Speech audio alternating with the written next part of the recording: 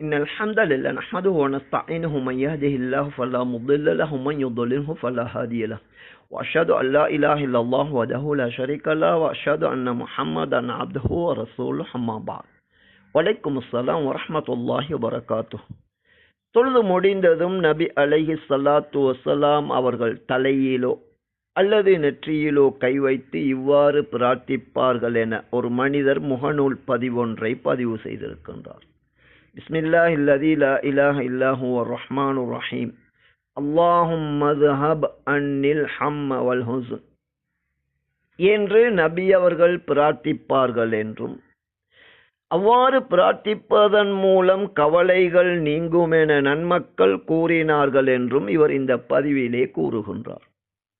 நபியின் காலத்து தூய இஸ்லாத்தை போதிக்கும் எமது வாட்ஸ்அப் குழுமத்திலே கொழும்பைச் சேர்ந்த நண்பர் ஃபவாஸ் என்பவர் இவ்வாறு ஒரு சிலர் செய்வதை நாம் பார்த்திருக்கின்றோம். குறிப்பாக தப்லீக் ஜமாஅத்தை சேர்ந்தவர்கள் இவ்வாறு செய்கின்றார்கள்.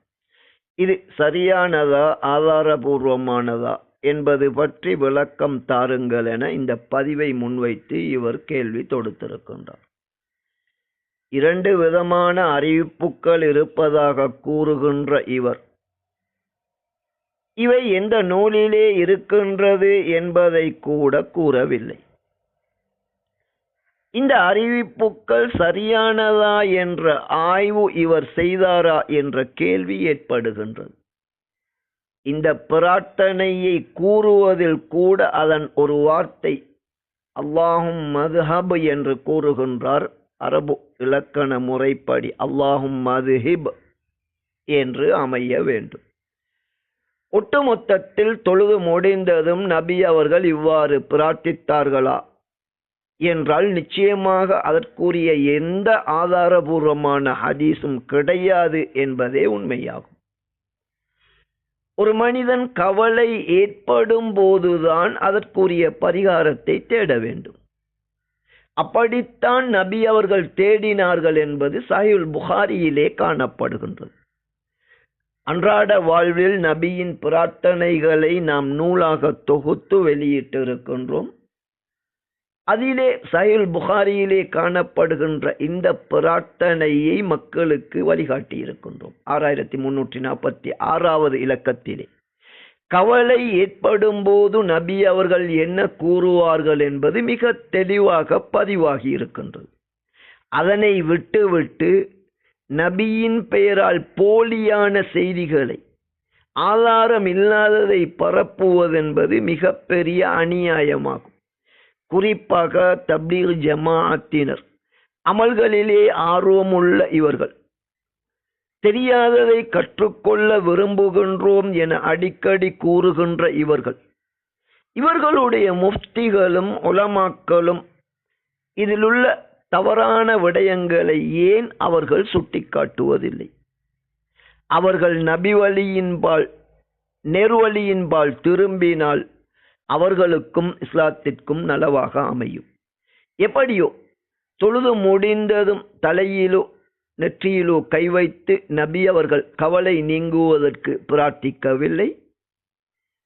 தீனிலுள்ள விடயங்களை நபியிடம் இருந்து கற்பதற்கு பதிலாக இவ்வாறு பிரார்த்தித்தால் அந்த கவலைகள் நீங்கும் என நன்மக்கள் போதித்ததாக இவர் கூறுகின்றார்.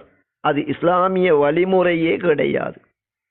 ஒட்டுமொத்த இந்த தீனின் நல்ல விடயங்களை நபி அவர்கள் எமக்கு கற்றுத் தந்திருக்கின்றார்கள்.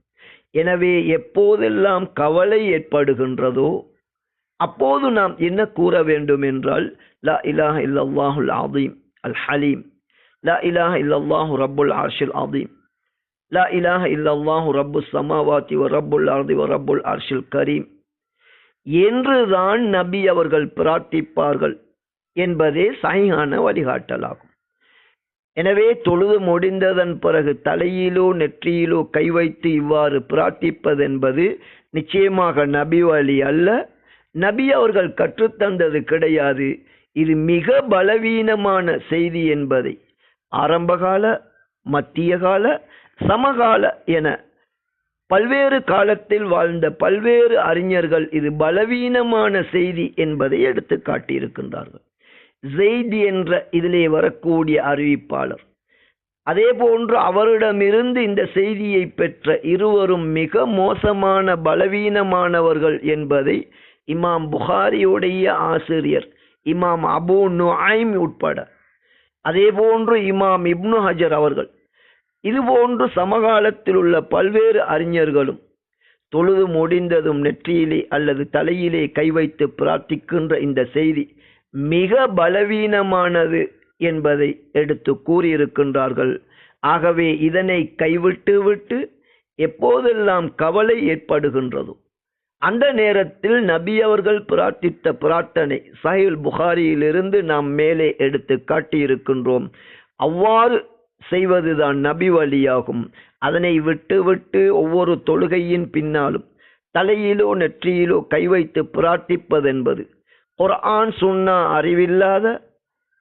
அவ்வாறு அறிவில்லாதவர்களால் வழிகாட்டப்பட்ட முறையே தவிர அது ஒருபோதும் சஹீஹான ஹதீஸ் கிடையாது என்பதே உண்மையாகும்.